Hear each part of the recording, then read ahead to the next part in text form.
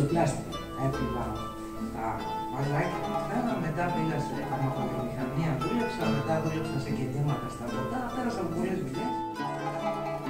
Στις διαλέξεις επίσης ήταν πολύ ευκολές αυτές, όπως ο γρήγορα.